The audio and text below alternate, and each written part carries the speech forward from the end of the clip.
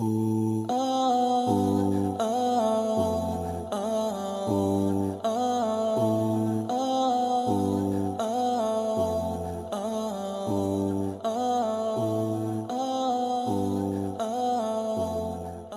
باللہ من الشیطان الرجیم بسم اللہ الرحمن الرحیم السلام علیکم ورحمۃ اللہ وبرکاتہ۔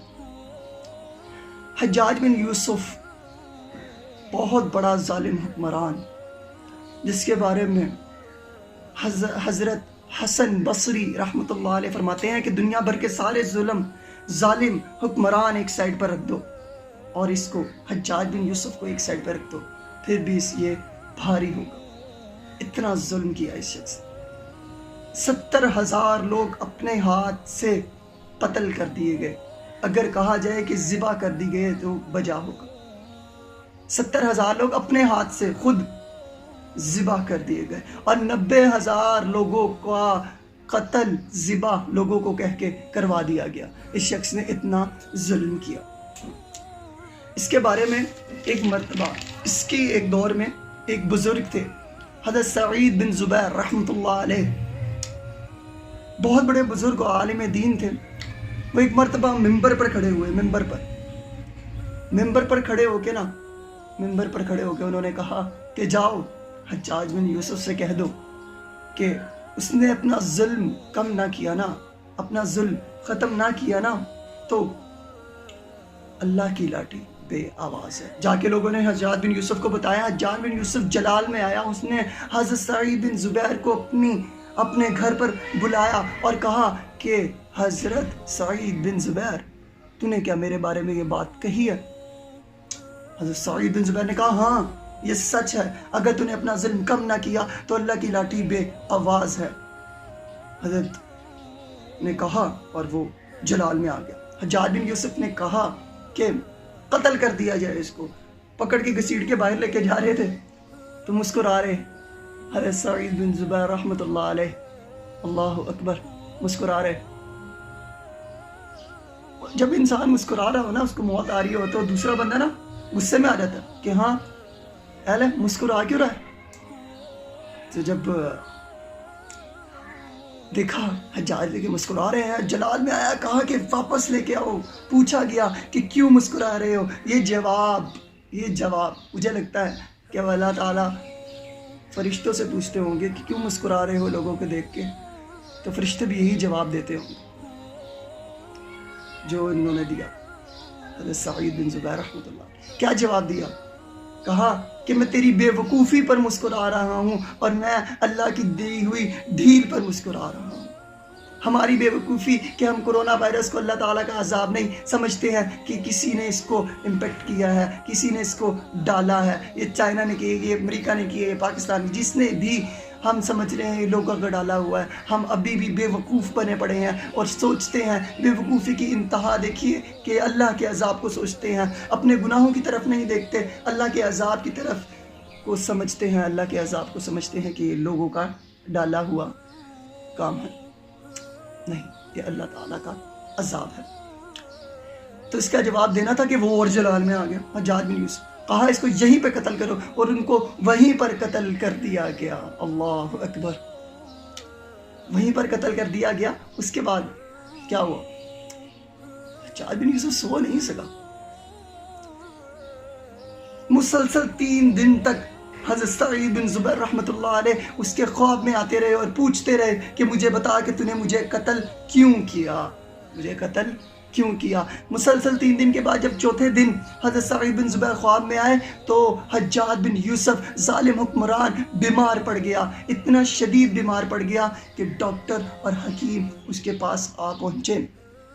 جو بیماری خدائی ہو نا، اس کا ڈاکٹر کچھ نہیں کر سکتے۔ جو آزمائش اللہ کی طرف سے، ہمارے رب کی طرف سے ہونا، اس کا ڈاکٹر اور حکیم کچھ نہیں کر سکتے۔ جو تکلیف اللہ دے، اس کا ڈاکٹروں اور حکیموں کے پاس علاج نہیں ہوتا۔ شفا اللہ تعالیٰ کے پاس ہے، چاہے جتنے مریض سائنٹسٹ ڈاکٹر لگے رہے۔ آج دیکھیں امریکہ میں، چائنا میں کتنے بڑے ڈاکٹر لگے رہے ہیں، لیکن کوئی بھی اس کی کرونا وائرس کی دوا نکال نہیں سکا۔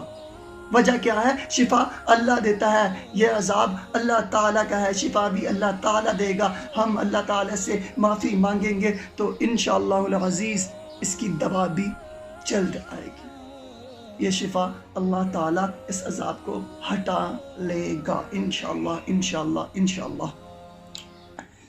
ایک ڈاکٹر، ایک حکیم آ گیا، بہت بڑا نا، اس وقت کا سب سے بڑا حکیم آ گیا، ٹھیک ہے نا، سب سے بڑا حکیم آ گیا.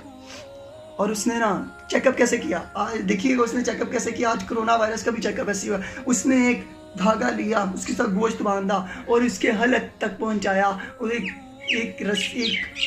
تنکا لیا، اس کے حلق تک لے کے گیا. آج حلق تک لے کے جاتے ایک چیز کو جس سے کرونا وائرس کا ٹیسٹ ہوتا، دیکھیں. اور اس کو نکالا گیا، جب اس گوشت کے ٹکڑے کو جو اندر ڈالا گیا تھا، حجاج بن یوسف کے حلق تک اتنی بدبو تھی کہ وہاں پہ موجود جتنے بھی لوگ تھے، ان کے اپنے رشتہ دار حجاج بن یوسف کے، سب اللہ اکبر پڑھتے پڑھتے وہاں سے نکل گئے. حکیم جا رہا تھا تو حجاج بن یوسف نے پوچھا کہ کہاں جا رہے ہو، مجھے بتاؤ تو صحیح، یہ بیماری کیا ہے. تو اس حکیم نے کہا یہ بیماری زمینی نہیں ہے، یہ بیماری خدائی بیماری ہے، یہ بد دعا کی بیماری ہے. دعائیں زمینی بیماری کی ہوتی ہیں، دوائیں جو ہوتی ہیں زمینی کی، جو میڈیسن ہوتی ہے وہ زمینی بیماری کی ہوتی ہے، جو آپ کے کھانے کی بد پرہیزی سے ہوتی ہے، جو گناہوں کی بد پرہیزی سے ہو، وہ زمینی وبائیں نہیں ہوتی، وہ اللہ کی طرف سے ہوتی ہے. جب تم گناہوں کی بد پرہیزی کر دیتے ہو نا، تو پھر اللہ تعالیٰ اپنا عذاب نازل کرتا ہے. یہ کرونا وائرس اللہ تعالیٰ کا عذاب ہے. آگے چلتے ہیں حکمران کی طرف. اسی واقعے کے اندر آگے چل کے میں آپ کو بتاتا ہوں، حجاج بن یوسف کے واقعے میں سے بتاتا ہوں کہ حکمران کیسے آتا ہے اور کیوں آتا ہے اور ہم پر یہ ایسے کیوں ہوا.